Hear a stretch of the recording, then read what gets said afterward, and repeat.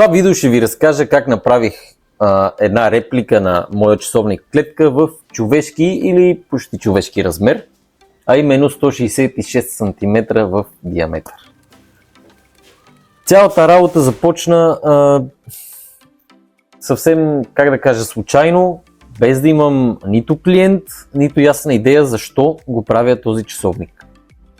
Бях гледал видеа в YouTube на един човек как прави скулптури от стиропор, после ги мажеше с нещо, което не знаех какво беше, и те ставаха едни огромни структури, които изглеждат ефтини, сравнително, лесни сравнително, но пък големи и здрави. И една вечер под душа ми хрумва такава идея, що да не пробвам на CNC-то да изрежа часовника клетка от фибран, да е такъв един огромен, че е много яко. Излизам, съобщавам на жена ми Наталия какво съм си мислил, тя ми казва: това верно ще е много яко, що не го направиш? И аз викам: що не го направя? Взех фибран за около 100 лева, тогава беше още в левове, и пуснах CNC-то да видя какво ще стане, и то взе, че стана нещо интересно. Викам си, може и да стане. През цялото време изобщо не започнах с идеята, че това е нещо, което трябва да се случи. В този етап, който виждате в момента, някъде около рязането на фибрана, обаче се свързаха с мен випуска на Американския университет и ме питаха дали мога да им направя един голям часовник. И аз си викам: гати, късмет. Късмет, както искате така го наричайте. И им казвам: вижте, аз в момента какво правя. Искате ли да го завърша и да е за вас? И те казват: да. И сега вече от просто проба да видя дали ще стане, имах задание, което трябваше да изпълна, имах и срок. И така продължаваме с часовника.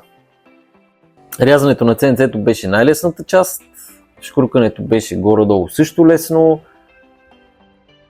След това мазането на целия часовник с кит, това е автомобилен кит за брони, отне около 10 кг кит часовника, беше бавно, понеже по-малко се бърка, маже се, бързо съхне, после се шкурка.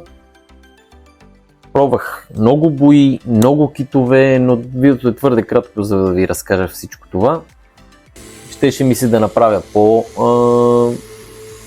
по-детайлно видео, в което да обясня какво правя, но нито съм много по видеята, поне за сега, а и през повечето време бързах, защото трябваше да го завърша в срок, а механизмът беше нещото, което най-много ме забави и беше най-много работа.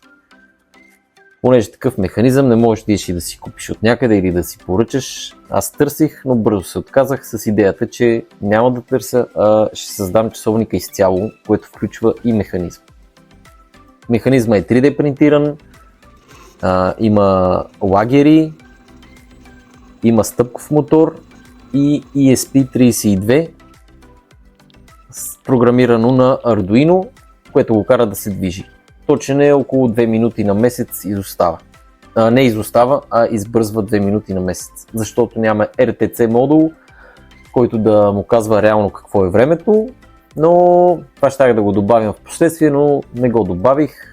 А пък кампуса на американския е на 10 минути от вкъщи, ходя често да видя колко е точен, колко не и да правя корекции. Някога може би ще направя и този апдейт. Това е видеото. Кратко, но все пак да видите какво съм направил. Тръгна се от просто проба, така на шега, а се получи един чудесен часовник и скулптура.